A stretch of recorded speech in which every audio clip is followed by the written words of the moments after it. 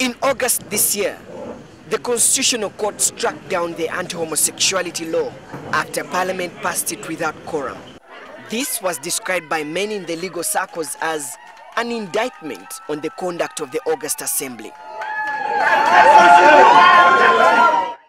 To date, the House is yet to recover from that humiliation that has left the anti-gay bill gathering dust in the shelves, with hopes fading away if it will ever see the light of day. And yet, the legislative arm of government has not learnt its lesson. On Friday last week, Parliament approved a government loan request amounting to a huge sum of 500 billion shillings from the World Bank, without quorum as stipulated in the House Rules of Procedure. The loan was doled out to Kampala Capital City Authority to improve infrastructure.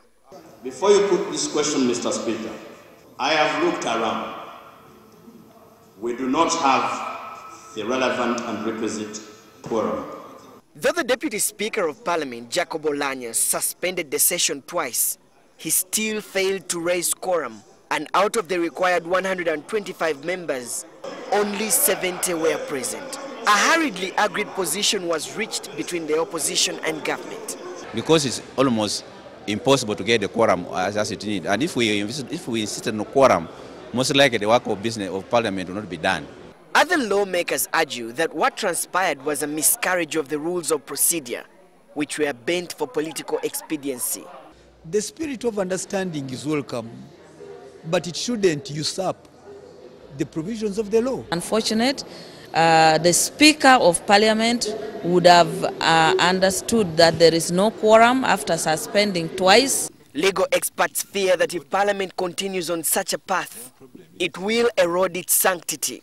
All the laws that are passed without quorum can actually be challenged. And if those laws are shut down, it is the grassroots people that are the ultimate losers, whichever the law it is.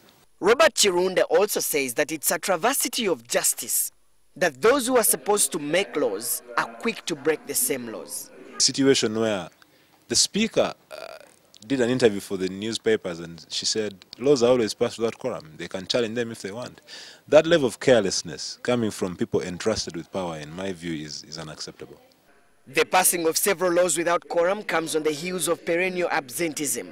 Though the Speaker has read the Riot Act on a number of occasions, apathy continues to affect House attendance. It will require you to clock in and to clock out. That's the system we want to introduce. But could the introduction of the biometric registration system be the answer to this problem? You see, you cannot beat people into submission all the time. A culture needs to evolve. One of the ways to achieve that is to name and shame. Tell people not to vote those MPs back who do not attend Parliament.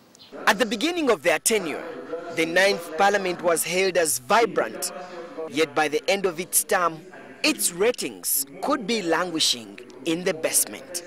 Solomon Serwanja, NTV Weekend Edition.